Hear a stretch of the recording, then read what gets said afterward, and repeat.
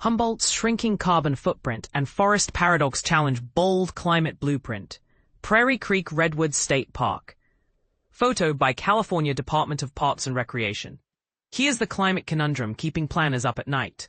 Humboldt County is simultaneously reducing emissions faster than expected and fighting to prove its forests make it a climate solution powerhouse. But state rules might let these advantages slip through its fingers. The county's Planning Commission recently launched review proceedings for its groundbreaking Regional Climate Action Plan, a roadmap to carbon neutrality by 2045 that's sparking both optimism and heated debates. At an August 7 workshop, commissioners grappled with a fundamental tension.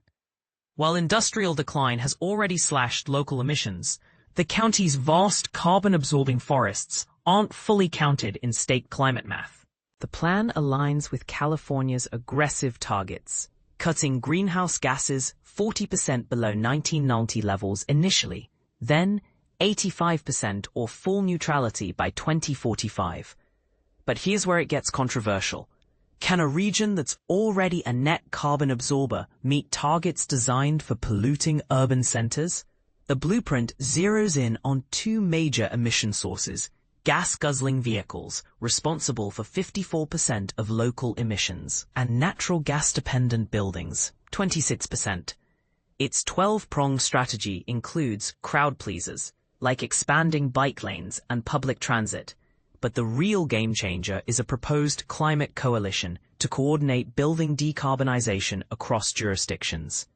Imagine retrofitting homes with heat pumps while requiring solar-ready new constructions. That's the vision. But wait, there's a catch most climate plans ignore. Planning Director John Ford dropped a bombshell: we're fundamentally a carbon sink. Our actual emissions today are likely far below 1990 levels. Here's why that matters.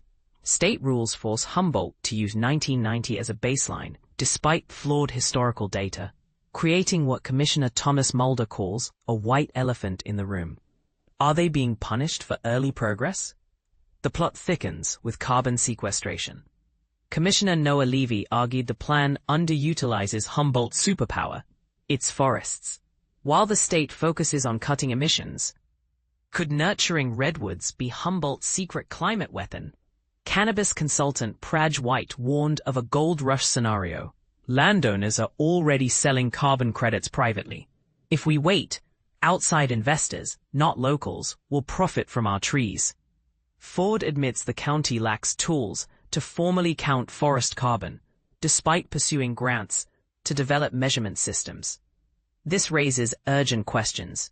Should regions with natural carbon sinks get different rules? And here's where it gets personal. Could strict emission targets actually stifle rural economic growth?